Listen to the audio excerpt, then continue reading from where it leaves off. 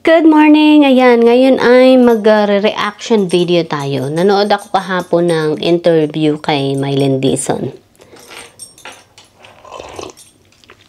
Ito yung sabi niya na hindi daw siya magpapamana sa kanyang mga anak. Wow, na-shock ako dun. Pero kanya-kanya naman talaga yan, no? Desisyon naman talaga yan ng isang tao kung gusto niya magpamana sa mga anak niya, ano? So, yun nga, sabi niya, bakit daw siya, kasi meron siyang business ngayon. Business ba yun? Ang ginagawa niya is, umuupa lang siya para dun sa business niya. Bakit pa daw siya anong tawag dito? Mag-acquire ng property. Hindi na daw niya kailangan. Dahil nga, hindi naman daw niya madadala sa hukay. At, hindi rin naman daw siya magpapamana sa mga anak niya. Wow. Oh, okay. Nashock ako doon. Kasi, para sa akin lang. I'm sure this is her. So, wala akong magagawa doon kasi kanya yun. Pero ako, akin to. Sa akin, natatakot akong gawin yun. Kasi, delikado yung ganun ang gagawin mo eh. Kasi at least, kung hindi ka magpapamana, okay. Okay lang yun kung ayaw mo magpaamana. Pero, paano, halimbawa, kapag nawalan ka na naman ng trabaho, sabi nga niya, nawalan siya ng trabaho noon. 2 years siyang nawalan ng trabaho. So, wala ding pera. So, ay 50 pa lang siya. So, wala siyang, anong tawag dito, property or, ewan ko kung maipon pa rin siya. Siguro maipon pa rin siya.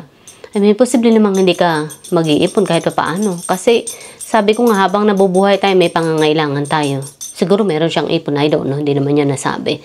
Pero sabi niya, hindi niya daw kailangan. Ako, para sa akin, mag-iipon pa rin ako. Kung hindi man ako magkapamana, at least mag-iipon pa rin ako para at least habang nabubuhay ako at hanggang sa mamatay ako, hindi mahirapan yung anak ko sa akin, diba? Kasi syempre kahit ako'y tumanda na, darating ang panahon na titigil na ako sa pagtatrabaho, kakailanganin ko pa rin ng pera panggastos sa mga pangangailangan ko. Kung halimbawa kailangan na akong alagaan o kaya masasakti na ako, yung mga check-up ko man lamang, at least may pera para akong pagkukunan, diba? Delikado yun. Ako maigi ng may sobra kaysa wala. Kasi mahirap yun eh. Mahirap na ikaw ay wala kang source of income. Pag dumating na yung panahon na halimbawa tumigil na siya sa pagtatrabaho. Kasi darating ang time na titigil na siya sa pagtatrabaho. Sabi nga niya, nawalan siya ng 2 years ng trabaho. So, darating yung time na hindi, kasi yung pag-artista, hindi naman habang panahon yan. Hindi lang pag-artista, kahit trabaho natin, hindi habang panahon yan. Kahit, hindi pag-artista, hindi habang panahon nagtatrabaho ka. Okay, ganun din sa artista, kasi artista is trabaho pa rin yan, di ba? So, hindi rin habang panahon na ikaw ay hindi, or may mga projects, ganyan. So, kailangan, mapaglaanan mo yung mga panahon na yun. Pag dumating yung panahon na titigil ka na pagtatrabaho, or pag dumating yung panahon na wala ka ng mga project, wala ka ng mga ano. So, halimbawa, nangungupahan siya ngayon sa business niya. Paano kapag halimbawa hindi kumita yung business, wala ka ng perang iba pang babayad sa pang-upa? Kasi syempre, kung hindi kumikita ang business, pero posible namang hindi kumita ang business, diba? Meron bang business na hindi kumikita? No. Anyways, yun na. Kailangan is, meron ka pa rin pera na ipang sustain doon sa business mo. Siyempre, upahan mo yun. May rent yan. May water, electric, at kung ano na pang mga kailangang bayaran. So, paano mo masusustentuhan yun? Nakakatakot yung ganun. Okay, gusto niya daw kasi, kaya hindi siya magpamana is, gusto niya na magkaroon din yung mga anak niya ng kanyang sarili nila. Totoo naman talaga yun. Ako, ganun din naman ang sinasabi ko sa anak ko na karoon siya ng sarili niyang kapirahan. Magkaroon siya ng sarili niyang ipon. Maghanda siya ng sarili niya. Kasi, mas maganda yung handa rin siya. Dahil nakakatakot kapag hindi ka handa para sa sarili mo. Nakapirahan, okay? Sandali. Nakakatakot na hindi ka handa pagdating sa pera. Dahil, sabi ko nga, ikaw din ang mahihirapan. Ikaw na individual ang mahihirapan nun. Kaya mahalaga ay maipon ka rin. But of course ako, kung sakali, iwanan ko pa rin kung anong may iwan ko sa anak ko. Syempre, ang goal ko is, hindi lang dahil para may maiwan ako sa anak ko, kundi para pag nabubuhay ako, at hanggang mamatay ako, hindi ako mahirapan, hindi rin siya mahirapan. Yun ang goal, okay? Kaya ako nag-iipon. Kaya ako, kailangang may pera talaga hanggang sa mamatay ako. Yun. Kagaya ng pag nawalan ako ng trabaho, gusto ko ihanda ako para masustentuhan pa rin yung mga pangangailangan ko.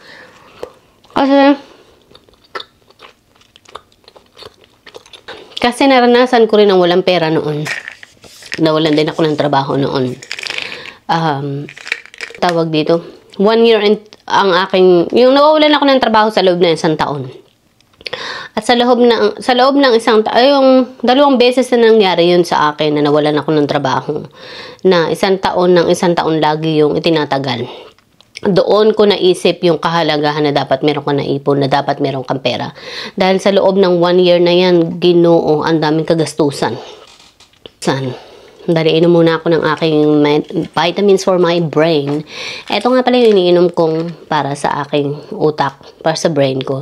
Ito daw ay para sa original, para daw sa memory, focus, concentration, learning, accuracy. Yes, para siya doon.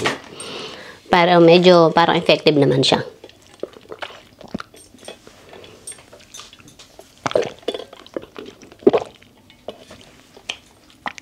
Okay, magre-ready na ako.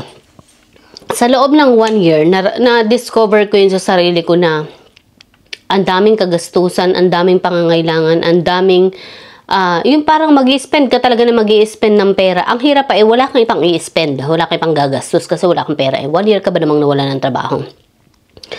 Halos ma-stress ka kasi gusto mong bumili ng ganito ganyan, basic necessity mo hindi mo mabili kasi nga wala kang pera, you know. So ang hirap, parang mas lalo akong naawa sa sarili ko na wala akong pera. Hindi ka nga makagala, saan ka gagala? Syempre pag gala kailangan ng pera, unless sumunta ka sa bundok, yun may libreng gala, or nakatira ka sa malapit sa may halimbawa yung ilog man lamang, yun pwede kang gumala doon hanggang sa malapit mo lang nakakayahan.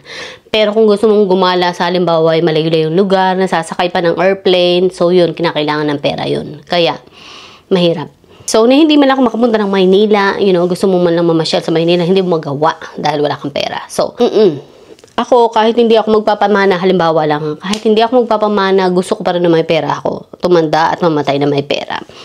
And then, syempre, kahit, anong tawag dito? Tapos, iiwanan ko pa rin kung ano yung masusobra sa akin, kung anong meron ako. Siyempre, iwanan ko sa anak ko yun, diba? Alam nga namang ano ay, diba? Pero, lagi ko pa rin sinasabi sa anak ko na kahit iwanan pa siya ng ari-arian or kayamanan, gusto kong magsumika pa rin siya sa buhay, maghanda pa rin. Kasi mahirap na, alam mo yun, masabuti ng sigurado din siya. Yun ang parati kong sinasabi sa kanya, na maghanda ka, mag-ipon, hanggang sa paglaki mo, kahit magkaroon ka na ng sarili mong pamilya, mag-ipon ka pa rin, maghanda ng pera, okay? Mag-ipon, maghanda ng retirement. Kaya nga habang bata pa lang yung anak ko, tinuruan ko na talaga yun na mag-ipon ng pera. Mula maliit pa lang siya, mga 3 years old, 4 years old, ganyan. Tinuruan ko na siyang mag-ipon. Lumalaki siya na ipinakita ko yung kahalagahan ng pag-iipon sa kanya. At ipinaliwanag ko rin sa kanya kung bakit kailangan mag-ipon. Ang daming mga pangyayari na ipinaliwanag ko sa kanya na kung bakit. So yun, naintindihan ng anak ko at nakita niya yung kahalagahan talaga nun. At napatunayan niya na totoo talaga. Kaya ayun, kaya ang anak ko is lumaki na may pera talaga. Yan, lumaki siya, nagtumuntong siya ng, ang tawag dito, umidad siya na ngayon, 19 years old, may pera pa rin siya. Dahil nga, tinuruan ko siyang mag-ipon. Yun ang kagandahan. Kaya bata pa lang, turuan mo nang mag-ipon para paglaki niya, makita niya yung kahalagahan nun. Yun. At, yun nga, kahit hindi ka magpapamana, isipin mo pa rin na dapat ay meron ka pa rin pera. You know, huwag kang magpapawala ng pera hanggang sa mamatay ka dahil kailangan yan. Okay? Unless, ewan, kasi sino magsusustain nun sa iyo, 'di ba? Mas maganda ng sigurado para marami kang choices. So, yun lang. Maghahanda na ako pasok sa trabaho. Bye!